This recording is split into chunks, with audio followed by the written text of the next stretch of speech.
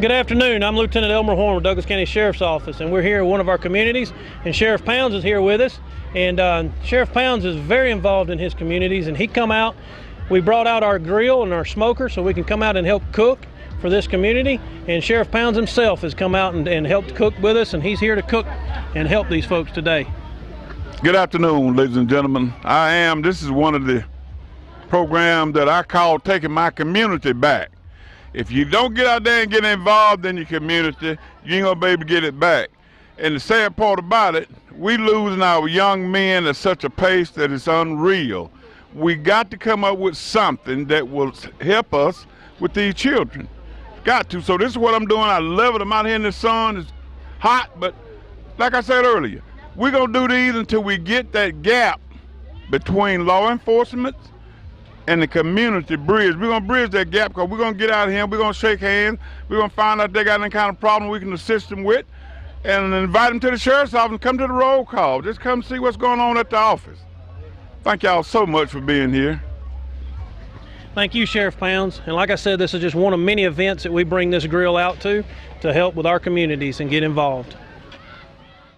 I'm here today at one of our community outreach days with our sound truck. And our sound truck is used for just what you see. We come out to community days, we play loud music, and be able to just have a good time with it and enjoy our community. At a sheriff's office, you get to see us in a little different light. We're not always out there writing tickets or locking people up. We come out to your community day and be a part of your day and help you celebrate your community. And this is just one of the ways that we can do that, was with our sound truck. We're here today in one of our communities. We brought our ice cream truck out. A lot of people like to laugh when I say the sheriff's office owns an ice cream truck, but this is exactly what it's for, is we bring it out to our communities. We give away ice cream. We don't charge for the ice cream. The ice cream is free. And we have partners in our businesses in our community that help pay for the ice cream so that we can give it away for free. And we give it away. We go to schools. This is just one of many events that we bring our ice cream truck to. We go to the school systems. We come out to community days, block parties. We just come out and see you and help you enjoy and celebrate your community. Thank you.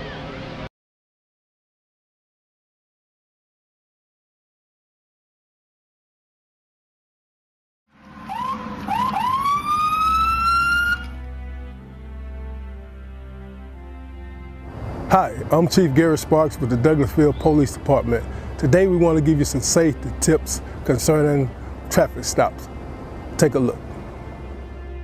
So you look in your rear view mirror and see flashing blue lights. What do? Remain calm. Yield to the right and pull your vehicle over into an off-road area that is safe for both you and the officer. Put your car in park. Remove your foot from the brake and turn the radio off. Remain in your vehicle. Have your driver's license readily available for the officer. Keep your hands on the steering wheel, visible for the officer at all times.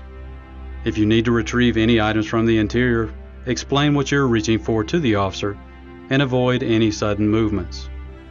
Rolling the window down completely establishes a level of trust with the officer and allows for ease of interaction during the routine traffic stop. Be courteous and polite. Be cooperative and willing to follow the officer's instructions. During a routine traffic stop, the officer will return to his vehicle to run the tag and driver's license verification and complete a citation if one is necessary. Once the officer returns and approaches your vehicle, whether or not a citation or warning is issued, please remain calm, courteous, and cooperative. Sign the citation acknowledging you agree to appear in court, and do not dispute the citation with the officer. The officer will give you a court date to explain or defend your infraction. Okay, ma'am. Like I told you, I did clock you at 51 in a 35 mile per hour speed zone. I did issue a citation, okay? This here is going to be your court date. I just need a signature from you stating that you received a copy of this citation, okay? Yes, sir.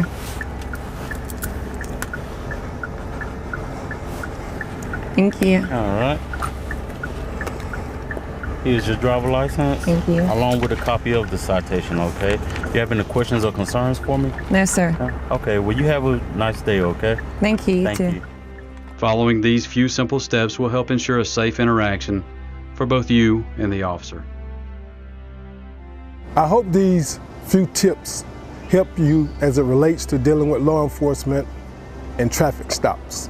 Not only in traffic stops, but in all encounters with law enforcement. We hope that all our encounters are safe for the citizens as well as for our officers. Again, we want you to be safe, and if you have any problems with the Douglasville Police Department, don't hesitate to give us a call and make your concerns known. I would add that Georgia is a right to carry state, and we hope that if you are carrying, that on these traffic stops and all encounters, please let the officer know that you are carrying. This will ensure your safety and our officers' safety. Thank you, may God bless you, and may God keep our community safe. We are one.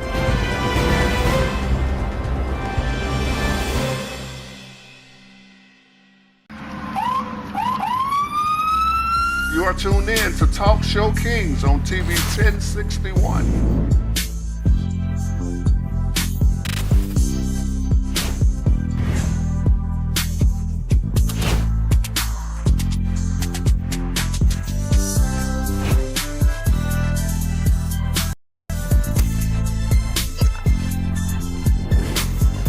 Man, what they gonna do with this black on black crime, man?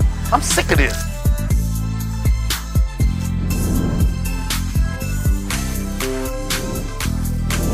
Thank you for watching another edition of Talk Show Kings on TV 1061. We'll be seeing you soon.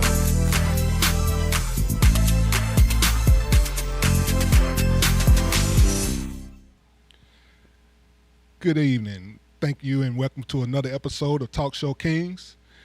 Today I want to make sure that we thank Felix Washington, the producer, for having us and putting this program together. And also we thank you for allowing us to come into your homes. Not just here, not just in the city of Douglasville, but also around the world. Just so you know, we are located. You can stream us on Roku TV 1061, and you can also stream us on YouTube TV 1061 as well. Now, with that being said, today you notice it's just I'm King Eric, and we're missing the other two kings. They're having family time, and sometimes we need that. But we do have another guest with us today, another host that's going to be here, and I'm going to let him introduce himself, but he's to my left, and he goes by the name of King Famous. Hey, what's going on, ladies and gentlemen? I am King Famous, and I'll be one of the kings for this discussion today, and I'm glad to be here and everything. And once again, I thank everybody for tuning in, who's tuning in right now, and if you didn't know, I am King Famous. All right. Thank you, King Famous. No Thank problem. you for joining us. Joining the show today. So we have a lot of hot topics to talk about. Well, not really a lot, but we got a couple of hot topics, and then we're going to get into one of our main topics at the end of that. But one of the hot topics for the week that a lot of people have been talking about is the bromance between Trump and Elon Musk. Oh, yes. Oh, yes. Now, for me, I kind of had a feeling that when this all started that it was probably going to end the way that it's ending now. But what do you think about it? What's your thoughts on that? Well, I mean, to me, just from the outside looking in, to me, there is just two very big egos. I mean, I'm just talking man to man. From man to man, those are two very big egos, and I don't think anything like that in history has ever happened, to where somebody in office is a billionaire and somebody that's working with them is a billionaire. So I saw the big egos. That was the first thing that I saw, and I said, this is going to be interesting. Exactly. And that was one of the reasons why I figured it would probably end the way that it's ending. And it's even to the point to where Trump said that he's going to deport, he should be deported. To South Africa, good luck with that. Good luck with that. Right. But he has taken away some of his, he's talked about taking away his grants and taking away the initiatives that was put in by Biden with the electric car movement. Oh, yes. I mean, it's so true. I mean, in other words, you're playing with the man's money. You see what I'm saying? Both of them, I'm going to say they love money. And you playing with another man's money, oh, yeah, it's going to be a problem. Yeah. Now, I do understand his reasoning, Elon's reasoning for stepping down, because his business has really been tanking since he started diving into politics and messing with other people's money. Oh, yes. So, do you think that his business can rebound from this, even though he started the whole Doge campaign with digging into the government's files and knowing all of the contracts and basically firing half of the federal government? Do you think he still has some type of leverage to where his business can survive this? I mean, with SpaceX, with Tesla. He do got a lot on his plate. It's not going to happen overnight if it happens at all. And I'm going to say that because what I believe is, because once again, I'm gonna look at it from a Democratic and Republic point of view.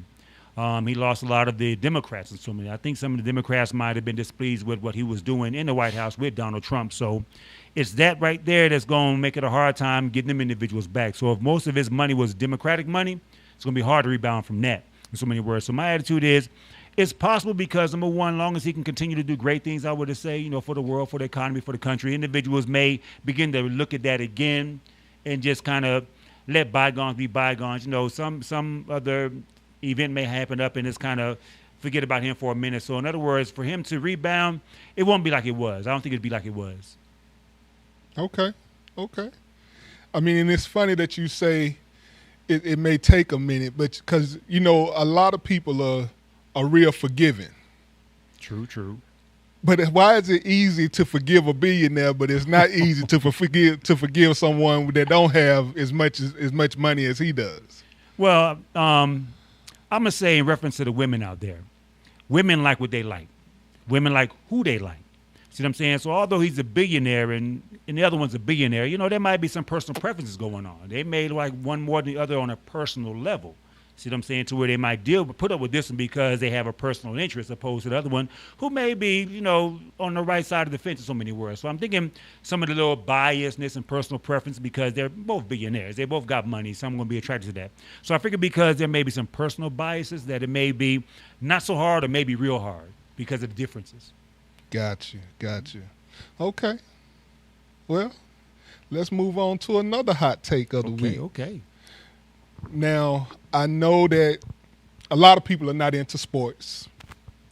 Lately. Especially since football season has been over. But the surprise right now is, in which I said I probably wasn't going to talk about it, but I just have to. Indiana Pacers. Oh.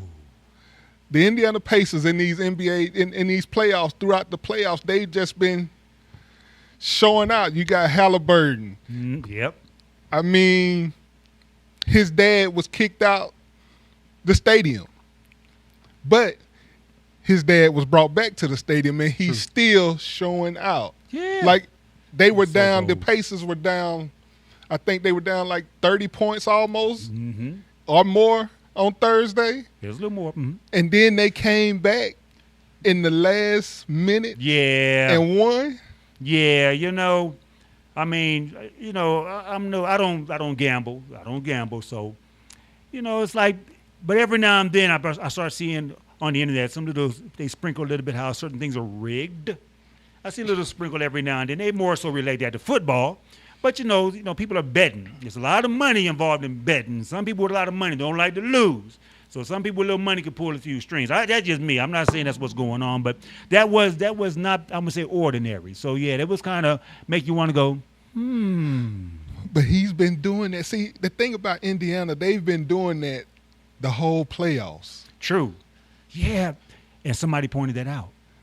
there's always at the end that it's coming back. So, and I'm thinking, maybe there's something in the Gatorade. See what I'm saying? They gave something they gave him that last quarter. Said, yo, listen, y'all drink this.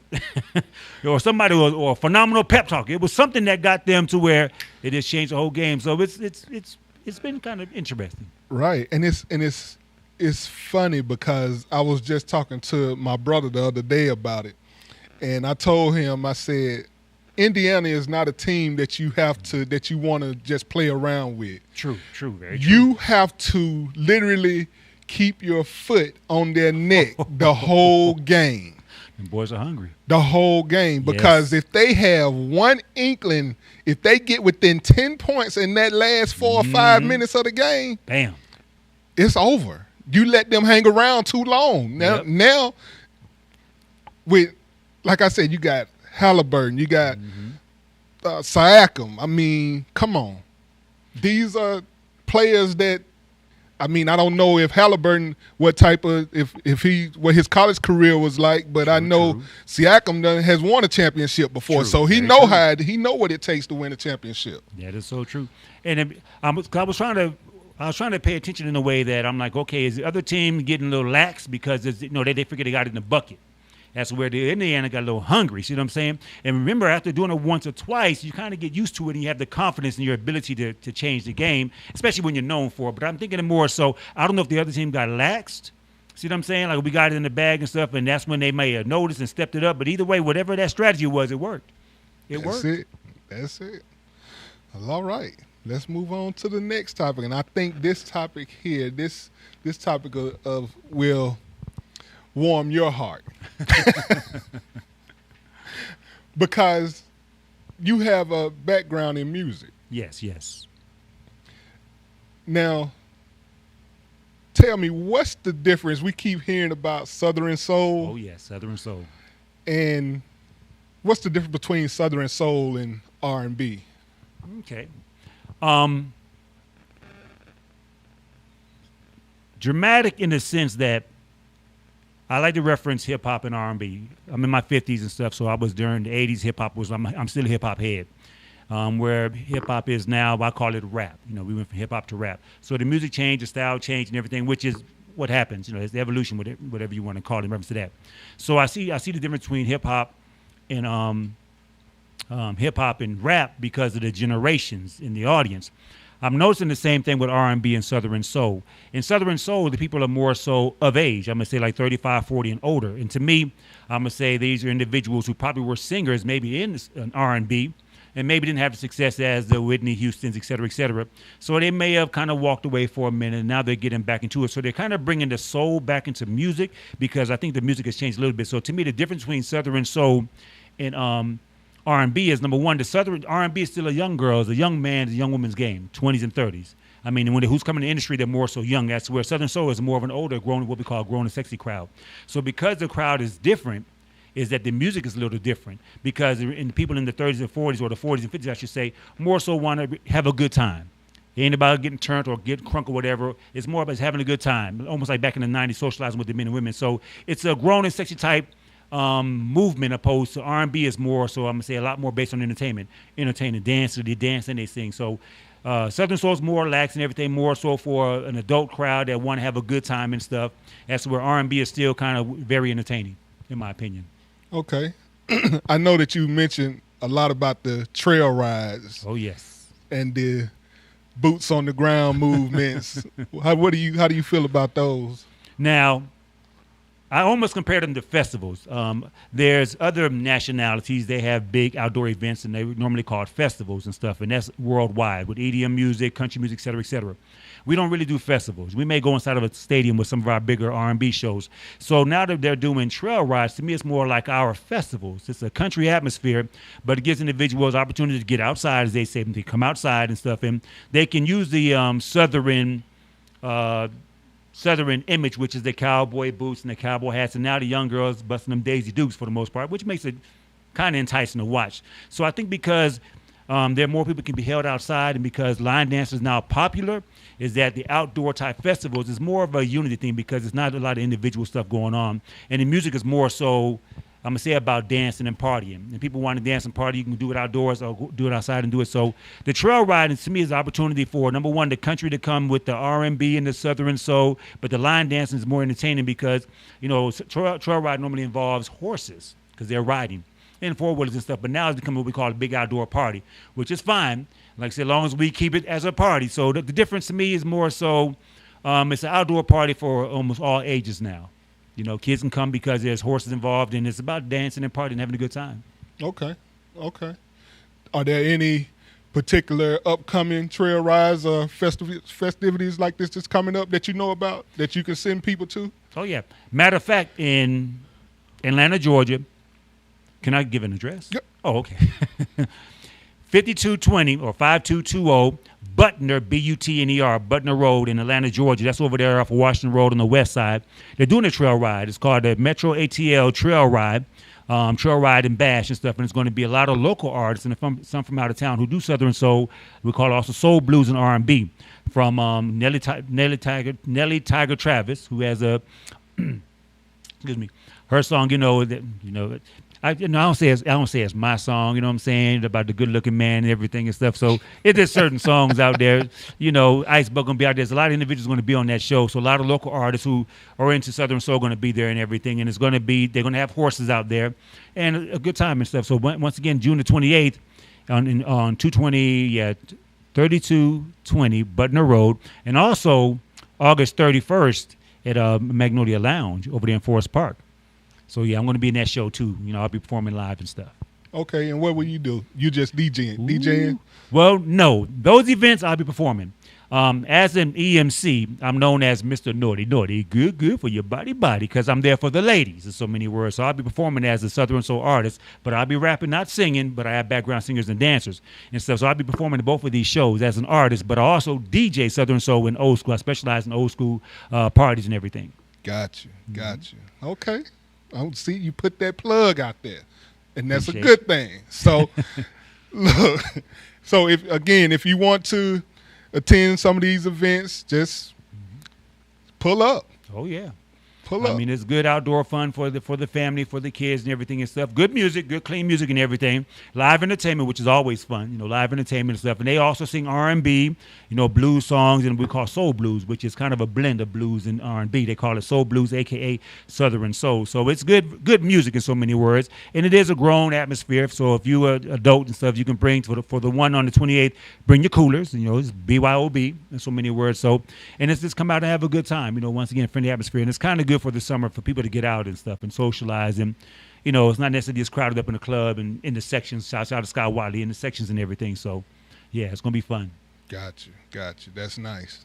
Me and my wife might show up. Oh, yeah, you'll enjoy yourself, trust me, especially the entertainment, because entertainment is quite entertaining. And I say that because remember now, most of the Southern soul artists are up in age. I'm saying maybe like to 40 and over and stuff. So you won't see no Usher dance. You won't see no Michael Jackson type dance. It's kind of a little two-step going on, a kind of little bumping and grind. Because we still got a little movement in us and stuff. We ain't old and decrepit. Know what I'm saying? So we try to, the men like the ladies like to cater to the men and stuff. So it's a grown folks party and everything. So it's gonna be entertaining in the sense that if you think old folks dancing is funny, the kids will enjoy this because they gonna dance and they have a good time. But at the same time, if you want a show that you can appreciate good music and stuff, for the grown folks, something you don't mind listening to and your kids hearing, you have a good time also. That'll work. That'll work. All right, let's move on to our next topic. As we all know, Father's Day is next week. Oh, yes. So one of the questions that's always asked around this time, and I see a lot of this on social media. I see a lot of women saying that they're the father. Now, for me, I think that is a disgrace, if I want to say that. If you want to say that, I mean, I don't like that for them to say that they're the father because they're not the father. Now, they may have played a role of both parents, but you're not the father. No. You are not the father. No. And I don't take nothing away from what a mother does. Yes. Because I'm from a single parent household, and my mother put that work in for me and my brother. So I don't take nothing away from her. I don't take nothing away from a woman, a single mother, period. But my mother will tell you she is not the father. She can't teach me what a father can teach me. She can't teach me what a man can teach me. Correct. There are father figures in place for a reason. Yes. There are mentors in place for a reason. Male mentors to teach single families, single households, single mom households, the children how to be a man. And that's just like a man can't teach a young lady how to be a lady. Thank you. That's correct. So a man can't say, I'm the mother and the father. Thank you. You better not say that. So what is your take on that? It's, to me, it has a lot to do with relating. You have to be able, let's say the mother being the father. Now, if you had a father in your household, from until you was an adult and left the house, you might be more familiar with a father's role in the household as a husband or a father in the household. And you may be able to understand and relate a little bit more. I'll give you credit for that. But if you were a single mother bringing up a son, and your mother was a single mother bringing up you and your brothers, because we're men, we were once young men. So we know what we went through as young men. A woman has never gone through the phase of being a young man. So that upbringing, they really can't relate. Outside looking in, they can see. They can see how the son responds to whatever he goes through as a son because you're outside looking in. But the father can probably relate and understand what the son is feeling inside because he once was a son or a young adult. And because that, we can be more empathetic and sympathetic. So, but because at the same time, I think because society sometimes will dictate the role of a man and a woman in a relationship, sometimes you go not necessarily by what you know, but by what you was told, what a young man should be doing, or the same thing of a man, and you try to instill that into a young boy, and sometimes he may not, in my opinion, always fully identify with being a man. So you can tell him outward looking in what a man is and what a man should be, but that doesn't apply to every male human on the planet because we're all different, in the sense that we're going to have our different point of views on everything. So although you've seen it as a young woman, it's different when a man, when a man experiences it. Oh, we got all right. Look like we got a call. Go ahead.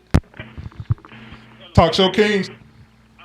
Yes, I would like to comment on the what's going on now, the subject now. Yes. About women wanting to take the role of a man. Yes. Yeah, go ahead. Hi. Yeah, we can hear you. To comment on it. I am a woman who has actually been a single mother. I'm a married woman now, so I've been in both roles. And I could never teach my son how to be a man. That I could never do that because I'm not a man. True. And I've grown up in a two-parent household. Having a man in the household was very important. Yes. So I think sometimes we don't give men their props because it's very important, especially for black men, to be in the household. And I think we diminish that and we take that away from them. I think we all should just stay in our lane. I agree. I am a woman, and I know that it's important for me to be in my son and my daughter's life, but the same goes for the men as well. And I think we should just all stay in our roles. And I've been in both places, so I understand where they're coming from as a single female. Mm-hmm. But that's not your job. You can never be a man. True. All right. We agree. We agree with you. That's all I have to say. All right. Thank you for the call. You're welcome. Well, I mean, her point is valid. Her point is valid because once again, as I was saying, they're on, and like for a man, we're on the outside looking in when it comes to raising a daughter and stuff, and we're going to basically try to instill in them the best, what we feel is best. And of course, you have your rules of your household and your culture and your traditions. You know, you want to make sure the child follows it also. But at the same time, as we know about, you know, not to change the subject, but the education system, we got to also teach them, not just what the school teaches them, about life in general, especially up and coming, because they're going to experience a lot of things outside the home that they may not share within the home. But you was a young lady. See what I'm saying? You know what goes on in the streets. You know, the streets are different, but, you know, they have to be, to me, the women have to be a little more open to the young men. You know, so that way they can really try to connect and don't judge him because he should man up. Connect with him as a human being, in my opinion. Connect with him and stuff, and then build from there. You see what I'm saying? And get him examples, like you're saying, role models. Exactly. You know, get him role models, people he can look up to. Tell him about, you know, Martin Luther King, Malcolm X. You know, get him interested in other men that can be a role model, since there's no role model in the home. Right, and she brought up another interesting point. Society don't celebrate the men. You're right. When Mother's Day come around, what do you normally see right after Easter? As soon as Easter goes away, here comes Mother's Day stuff. Really before Easter is over with. That's so true. That is so true. You see Mother's Day stuff everywhere. Mm-hmm. I haven't walked in Kroger or Walmart yet and seen big signs that say Father's Day. Thank you. You know, little small Father Day balloon. Come on now, for real. So it's hard being a male. Yeah. It's hard being a man. And this is, it doesn't matter what ethnicity you are. It's hard being a man. But then it's also hard being a black man. Oh, yes. And having to raise kids. Mm-hmm. And having not to lose your mind at a job so you can come home and take care of your family. That is so true. It's hard. And fathers don't get the appreciation that they deserve. No. So I agree with her. Fathers don't get that appreciation. So with that, we're going to end that topic, and we're going to go ahead and take a break. Okay. And we'll come back to our last topic of the day. Sounds good. Other than that, we'll see you later. Hi, my name is Lauren, and welcome to TV 1061. Join our network and broadcast your film live across the continent. Come to our studio and film and stream your TV show, sitcom, and showcase and broadcast it worldwide. Combine multimedia with your live stream. Independent filmmakers show your movie and afterwards interview your cast live. Sponsors, advertisers, I'm talking to you. This is your chance for global exposure. These are exciting times that we're in. Traditional TV is but a thing of the past. TV 1061 is on the Roku platform. Roku is an industry leader in internet TV. It has a viewership of 53 million and counting. It is the most popular and fastest growing internet TV platform. If you are interested in developing and showcasing your movie or show, or interested in coming in as a sponsor or advertiser, please send us your contact information with a brief description of your interest to 1061tv@gmail.com. Thank you. Today's world exposes our youth to life experiences that are well beyond that which their years should allow. Violence, trauma, poverty, injustice. Our children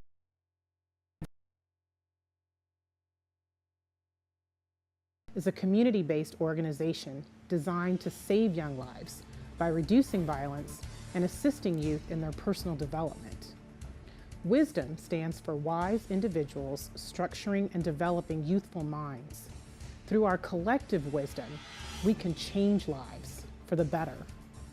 WISDOM Inc., reducing violence, developing youth, saving lives. Hi, I'm Michael Kyle, your funniest man on the planet, and you're watching TV 1061, your global network. Stay tuned, because that's how they do it over here. Big time party! All right, see y'all later. Hi, I'm Harry Lennox, and you're watching TV 1061, your global network. You are tuned in to Talk Show Kings on TV 1061.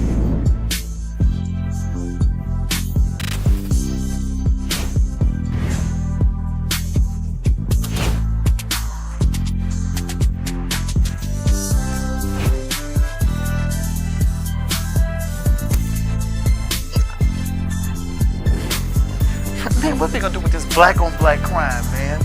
I'm sick of this.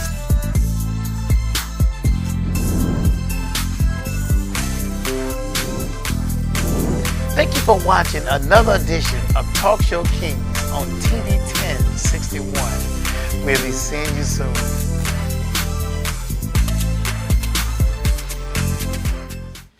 Welcome back to the second half of Talk Show Kings. Again, I'm your host, King Eric, and we also have in studio King Famous. Yes. Now, before we left, we had a caller that called in. So just so you know, the number to call in is on the bottom of the screen, and if that number is 770-485-7724. So you can call in if you have any comments or you want to talk about, have anything to say about what the topics are today. So I have a question. Have you ever said yes when you knew you should have said no? Yes. So that leads us into our next topic, the power of saying no. Oh, okay. It's going to be good. Yeah, so I know a lot of us have wanted to say no, but we said yes anyway. True. And I don't know, sometimes we say yes to just please somebody else, or we just scared to say no. True. So, King Famous, what is one thing? What is one thing that you learned from saying yes when you should have said no? The end result. Because there's a reason why I would say yes when I say no. I'm good at saying no, though, but when I have made that exception, it's more so because it might have been needed. Because sometimes individuals you deal with, sometimes most individuals, and I would hope that most individuals can handle the truth, but some people cannot and stuff. And you have to me, do things another time. So when I've said yes, when I meant no, and it could have been, for example, somebody wanted an opportunity to do something. My background is music, to be involved in a project I was involved in, and I allowed them to be involved in a project, knowing they wasn't fully qualified, but I figured the experience would help them to motivate them because they can see that things are on a different level or standard and motivate them to do better and be better. So normally when I say yes, it's usually for the good reason. At the same time, sometimes it's to end a situation. For example, if a child wants something and stuff and it's not going to hurt them, it might be fruits opposed to candy, but they haven't had dinner yet. I'm like, okay, go ahead and eat the fruit. And I say yes, although they should wait and eat their dinner. So I might have said yes for different reasons. But other than that, to me, if I said yes, I'm hoping that I did it for a good reason. I'm hoping that the end result is a good end result. Have you ever said yes and it wasn't a good result in the end? Well, hell yeah. For example, heck yeah, I don't know what I can say on the show. But for example, some individuals, being my background music industry, certain individuals told, Mr. Well, I'm also known as Mr. World Famous. Mr. World Famous, I'm the best, this, and that, and I can do this and do this and do that. I just need a chance and everything. And I'm like, you know what? The brother seems very confident about what he's talking about. And I might get him involved in a project and come to find out they're not very good. I took them at their word, and they were very convincing in their presentation, and even had some knowledge. But when they applied that knowledge, it was like, wait a minute, what the impression that I have of your talent and your skill isn't on the level that I would expect it to be to make what we're trying to do as a whole a very successful one. So sometimes, I kind of regret putting on there, thinking he can dance like Michael Jackson, and he danced like Pee Wee Herman.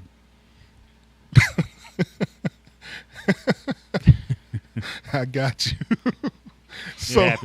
So how do you say no without damaging the relationship? Well, this is what I'm going to recommend. See, with people I come across normally, and even with friends and family, I'm known as pretty bold. See, I choose to be bold with the truth up front. When the first impression is, oh, he can say, he will and can say anything. So it's kind of expected that I'm going to be bold. Even if it may hurt a few feelings, because sometimes truth hurt, I choose to be bold in my first encounter so the individual say, you know what? he's going to speak his mind.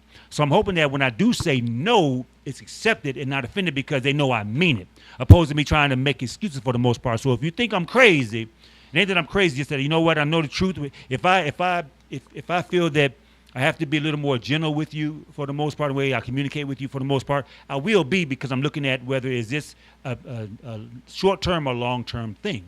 So sometimes no has to be said because there's going to be a long-term effect, and I don't want it to affect me in a negative way. I'm trying to save us both the time and the heartache and heartbreak and say it's a hard no.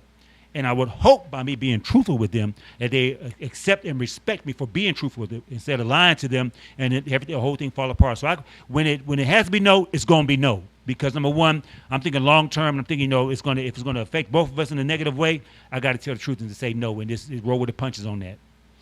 Yeah, so I'm really starting to learn how to say no more.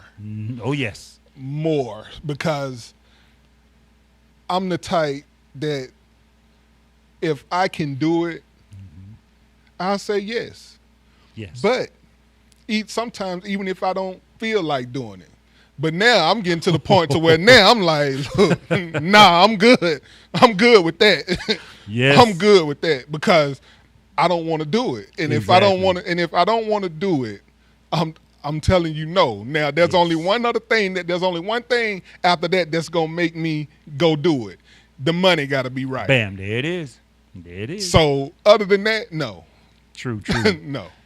Now, and sometimes saying no can cause strains in relationship with family. Oh yeah. Oh, we got another caller. Hold on. Hello, caller. Go ahead. Welcome to the show. We can hear you. Did I just speak about it? Oh, they hung up. Okay, we didn't get to the phone in time. All right. It's all good. But it's all good. But we sometimes saying no can cause a big strife in relationships with family members because you said no. Because I don't know, do they expect you not to say no because they're family? True. That is very true. That is very true. And I think most of the individuals, sometimes they have an impression of you that, because you are who you are to them, that it's going to be a yes. They're kind of expecting a yes. But sometimes they got to understand, too, that, we have our limitations. Although, like I said to my friends, we're going to associate on a certain level. So on that level where we have common ground, it's most likely going to be a yes because there's a win-win. But if you come to me, with the situation like, okay, you want to start growing a weed plant. I don't even smoke. I ain't even 420 friendly. I'm not going to support that. So it's going to be a no. We family. I supported you when you wanted to play football, soccer, and everything, even your fiance, whatever. But over here, it's a hard no. So I think sometimes it's a surprise to them because they figure we're going to support them on any and everything. And it's going to most likely be a yes. But they understand sometimes it's not the common ground. It's not going to work. Right. And sometimes it's not even about what you're doing. True. It's sometimes we just don't have time. Thank you. Sometimes we responsibilities. Have right. We have other things to do as well. Thank you. So it's kind of hard to fit that in your schedule. Yeah. Now, don't get me wrong. My wife beat me up all the time because she say I don't ask her to do certain things all the time. I just put it out there for her to do like she ain't got nothing else to do. Well, I get that. Mm-hmm. I take ownership of that. I do that sometimes, but I'm learning to dial that back to see what does she have to do. If she can do it, if she can't, then guess what? I got to make other arrangements. I can't expect her to be there every time because she may have something going on in her life that I don't know about that we hadn't spoke on at that moment. True, very and true. That's fine. Yes. But sometimes family members don't understand and they just take it as, oh, you think you just so good, you too good, you done got all high and mighty now that you can't do this and you can. If that's how you want to see it, then yeah. Yep, if that's how you want to see it. Because see, I'm that type. I'm going to say, okay, yeah. If that's how you look at it, yep, that's me. And they need to so understand. Don't ask me to do nothing else then. Very true, very true. And they need to understand that there are limitations. There are. I mean, we can't do and be everything all the time. Right. And life goes on, things change. Although I may not have made you aware of my new responsibilities or what I brought into my life to where it has taken, like you were saying, more of my time or even my physical energy, that when you come to me when you're ready for it, I may not be ready for it. See what I'm saying? Like you were saying, because I may be physically tired, or or my money may be allocated for other things that are more important to me in for my own personal life. So for you to assume that because I was always one way in the past, I'm going to always be that way. I mean, you evolve, you grown, your things have changed in your life, and so has it in ours. So it's not going to always be what you think. So don't always expect that. At least be considerate of what may be going on in our lives. Say, listen, before I ask you, let me say, how you doing? What's going on in your life to see if it's available or you're available for that. Yeah, and sometimes I think about how some, not just family members, some people will take advantage of your kindness. Oh, yes. When saying yes. You never told me no before, but today is the day. Thank you. Today is the day. So, because for them, sometimes it's like they come to you when they got 10 things in mind, 5 things in mind that they're going to do when you say yes. But they only tell you about that one thing. So when you say yes to that one thing, they figure you assume you mean yes to all 5 things. See what I'm saying? And so, so you all of a sudden, oh yeah, for example, say, yo, can I come hang out with you for today? Like, yeah, come on by, man. I'm watching the game or whatever. And he showed up with 5 other fellas, with some alcohol and stuff, and you brought some well, I'm nothing against 420. You brought all that. Like, wait a minute, I didn't say all of that. When I said yes to you coming over. I didn't know about the other stuff you assume I was going to accept because I said yes. So they don't, sometimes, when I say yes, I'm like, okay, before I say yes, what all is entail? What all are you asking me? Because sometimes they just assume that yes means yes to everything that they was asking you. Right. They don't give you the whole story. Bam, there it is. They don't give you everything. They only give you bits and parts. Yes. That they want you to know. Then when you say no, they're like, no beer. Oh, well, you didn't destroy the whole party. Well, you didn't tell me you was going to bring this and this and this. So I said yes to this and this, but not to that. So you're going to have to take that no. See what I'm saying? Or y'all can kind of go elsewhere. This is not the only home on the planet. That's it. You were somewhere before you came here. Thank you. So now, for those that don't know how to say no, how do you encourage them to start saying no when instead of saying yes all the time? You got to ask questions. When somebody asks you something, before you just outright answer without knowing all the information, especially if it sounds kind of vague, you got to ask questions because when it gets to the point to where you have to say no by you, not that you have to explain yourself, but you sharing with them why it has to be a no, hopefully they understand why, because then they can see your limitations. So in other words, get all the information before you say yes, because there may be a part of that situation that requires a no, or understand, like you were saying, the amount of time it's going to take. Then you say yes to something, go into the basketball game, but you might have $37 in your pocket. You don't know that the popcorn's going to be $10, soda going to be $20. So you get there and you can't eat or drink. You said yes and you're there, but yet the situation is like, oh snap, I'm not prepared for this. But by saying yes, I put myself in a situation. So get all the information that you can before you make your decision on saying yes. Once you got all the information, you feel you can hold up to your part of the bargain, say yes. But if not, tell them, tell them why you can't. Don't be ashamed. You ain't got the money. You ain't got the abilities. You really ain't got the hookup. You know them, but you don't know them like that. Just tell them no, and hopefully they'll understand. And if they respect you, they'll accept it. If they don't, then you find out who don't respect you. Exactly. And if you have kids, you should know how to say no. Bam. It's in their best interest. You look out for their best interest. I know my son is he try to get me all the time. I'll sit there and I'll say no. He say, but dad, check this out. No. Thank you. No. Because you know what's all involved. He's saying one thing, like he may say, I want to go to the club, but you know what goes on in that club. So you got to say no because he may not understand, but you know when it's a no. He may not understand. You may not have 20,000 years to explain to him why, but you're right. As a father, you're right. That's just part of being a parent and a father. You're right. So, but saying no is, I know one thing that I do in my job, and by me being a project manager, I have to deal with budgets and schedules and, making sure jobs are done on time. So when I'm having these meetings with these contractors and they say, well, we need a change order and we got to do this, I'm like, okay, well, they start asking questions. Can we do this? No, I'm not answering your question right then and there. Yes. Because you're not about to put me in a position of where you said this. No, I didn't say that. So what I tell them is, let me check it out and I'll get back to you. So that's one way we can stop saying yes to everything. Let me check my calendar.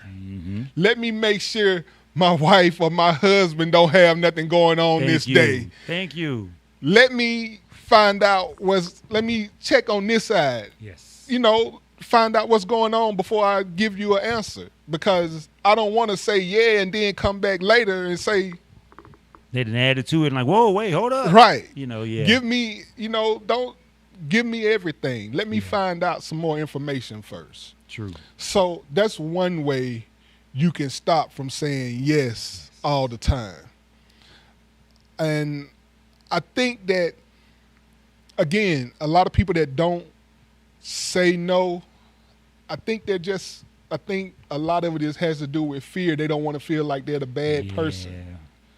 But sometimes you have to be the bad person. Sometimes you're going to be the bad person. Somebody got to be the bad person. So why not you? That's true. And sometimes, once again, like you said about the bad person, my attitude is, who is it bad for? Exactly. See what I'm saying? Because if I'm being a bad person, I may be saving your life. I may be saving you time, money. See what I'm saying? So that no might be a good thing for you. You know, because you have your intention, you have your reasons for wanting it, so you see why there should be a yes, but we may see why maybe you shouldn't have it. See what I'm saying? So it's almost no maybe for your safety, for your well-being or for your best interest, because you may not be, some people have tunnel vision. We already know when your son, if he enjoy basketball, he want to go to the basketball court, and it's going to be thunder and lightning, or, you saw on the news that some convicts have escaped the jailhouse and they're in your area. It's a no, you ain't going to the court. So, and they may not, so you're right. Sometimes, although that no may hurt, the person that may be saying no, assume there might be a good reason, unless they just not a good person, a-hole in so many words. Some people just don't want you to have nothing good anyway. You got haters too, all at the same time. Exactly. But hopefully if they mean well, the no is for your, just assume that's for your best interest. Hopefully you can absorb that. Exactly, because if they're your real friends. Yes. If they're your real friends and they got your best interests in hand, it will be a reason why they telling you no. Yes, correct. And sometimes I think back now to times where my grandmother and my mother told me no when I I did something anyway, and I ended up getting in trouble for it. And I should have just listened to the no. But I wanted to be grown. I'm 14, 15, 16 years old. I want to be grown. You going to tell me no, I'm going to do it anyway while you gone. Exactly. I'm going to sneak and do it. I mean, we've all done it. And I'm glad that it didn't end up worse than it did during those times that I decided to be disobedient and run off and do stuff that I wasn't supposed to do. Because there are times where there have been times where parents have said no, and their kids wouldn't have done it anyway, and they haven't came and they never made it back home. Bam, there it is. You're right. So sometimes it's funny how you said it's to protect them. That no can be to just protect them, and they don't even understand it. They may not know it, but just know that. Shoot, sometimes my wife tell my kids no, and I be like, why she telling them no? And I be like, I would have said yeah and be done with it and be like, okay, well, whatever. But she said no, so it's a no. So, but I may not know the reason, exactly. But down the line, you find out, I don't know, it's something about a women's intuition that they talk about. But true, very true. It's crazy. The amount of people that says yes to things that they don't really want to say yes to. Exactly. Just because they want to please somebody else. And it may not, it's almost like when if I tell somebody, an MC or even a singer, who say, hey, I want to open up for Aretha, phenomenal Yolanda Adams, but yet you sing like somebody at a karaoke bar. you know, you want to go audition to be in a certain play. And I know your level of skill for the most part. I may tell you, I may not encourage you to do so, not because I don't believe in your talent or what you're doing. It's just that when you ask me, should I try out? I'm like, well, no, because I know what you're up against. There's something I know that you may not be fully aware of. And instead of trying to tell you you're ain't on that level, I mean, I'll tell them, you know, I do artist development, I'll tell them. But sometimes because like with a child, you know if you're ready to play in the NBA, you know, you beat your high school team. Okay, these kids are like 14, 16 years old and stuff, and they miss a free throw. But yeah, because you beat the whole best on the whole team, you figure you should go straight to the NBA and no college. You know, so a parent's gonna know better your level of to know when to tell you no. And it's not they don't believe in you or support you. It's just that they know your level of ability, and they're just trying to save you from going out there and being teased and ridiculed and stuff to where now you may become depressed. And nobody wants a depressed child because some children get so depressed it can be detrimental. Right. So it's always in their best interest to get understanding. But the parents know what they may not know because they see themselves and what their peers may say about them or boost them up. We know in the real world whether that's ready for the real world, and we have to try to save them, as you were saying, as a father. You know, son, it's not that you never can be great, but at the moment, you're not great enough to go straight there from level 1 to 10. Right. You know, continue to work, continue to build, and then boom, eventually I'm gonna support you because I'm behind you because I've been behind you when you were a 1. Now you're level 8. Let's go for it, son or daughter. That's it. Mm-hmm. Now, with that being said, has there ever been a time where you regretted saying no? I'm gonna say yes. It's not very often, you know, because I'm observant, but I'm gonna say it in the sense that going back to the music industry stuff, some individuals have the not necessarily always the talent, but the ambition, the drive, the discipline to become better. And you may see them where they are and say, you ain't ready yet, in so many words. But yet 3 months, 6 months later, oh, they ready. But yet when you're like, yo, man, you've gotten good, like, oh, no, you was hating, see what I'm saying? But it wasn't that. I was wrong in my judgment at that point in time because we can be wrong in our judgment. We can sometimes say no and it shouldn't be a no at the time, but, you know, blame me for my ignorance. So at certain times, I might have said no to somebody because of my own personal impression or opinion of them and stuff. But there were other things about them I wasn't aware of. The blood, sweat, and tears doing behind the scenes. I just see them when they come to the court, but don't know when they're not at the court what they're doing. And so I may not recognize their talent, their gifts, or their potential and say something that discourages them, but yet they go on. I'm like, whoa, I could have been part of that. I could have been that mentor, that coach, that motivation to where now they appreciate me opposed to despising me because I was hating or didn't believe in them. Right. And that's I guess that's sort of one of the pitfalls of saying no. Mm-hmm. But we can be wrong. Yeah, you can be wrong. Yeah. I mean, and it's tough. Yeah. When you are. Mm-hmm. It's tough. But don't let your pride and envy make you your pride and envy say no, because you don't want to see them come up. So you tell them no to keep them from having opportunities. There's that too. Some individuals say no for the wrong reason: the jealousy, the envy, the hatred, whatever it is going on. So when you're given a no by certain individuals, you know, sometimes, you know, if you believe it, pursue that belief. You know, be your own motivator and stuff, because that no may be a no from them, but not a no from everyone, just from them. Exactly. You know what I'm saying? And remember, that's 1 no out of 8 billion no's that you get. Now, when you got a billion no's, you might want to pay attention, but don't let that 1 no discourage you, because sometimes that person may have their own agenda. Right. You know, right. So they was wrong. Right. So with that, we're going to give our final thoughts for today. Mm-hmm. I thank you for coming in. Appreciate y'all for having me. And filling in today. Thank you for all your insight. Do you have any final thoughts for anybody? For everyone? Well, in reference to the topics we talked about today, once again, when it comes to what's going on in politics, my attitude is, you know, definitely to the parents and stuff, and to even the grown adults, you know, look at what's going on in your life and your household, and where it applies, apply it. Where it don't apply it, in so many words. So use the information that you get and find it and make the most of it in so many words. What these going on with these billionaires, I consider that big egos, you know, it is what it is. It's interesting to watch. In reference to Father's Day and stuff, and these women saying their fathers and everything, ladies, you know, we don't want your role, and we're not trying to give you our role for the most part. But until you can be a man, don't claim to be what a man is, because really we can't be you no matter who we are. And on the last note, a reference to once again, Southern Soul, ladies and gentlemen, if you enjoy partying, a good time and stuff, hey, boom, Southern Soul is something to look at. And saying the no part, my final thoughts on that is, you know, whatever you say, yes or no, how they say it, stand on it. feel confident in your decision. Know that you can back that, because they may come back to you and want to know why. And please be ready to explain. And hopefully you have a good reason for saying yes or no. But when it needs to be a no, please say no. All right. Well, again, we thank you for joining us, and we thank everyone that's streaming and watching us live for joining us today. And we'll see you next time on Talk Show Kings. Talk Show Kings. Appreciate you.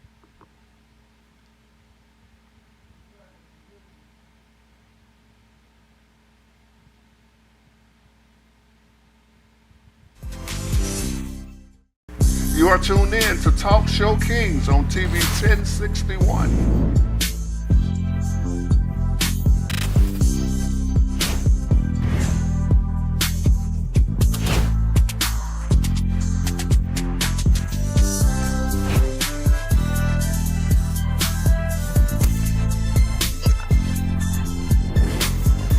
Man, what they gonna do with this black on black crime, man? I'm sick of this.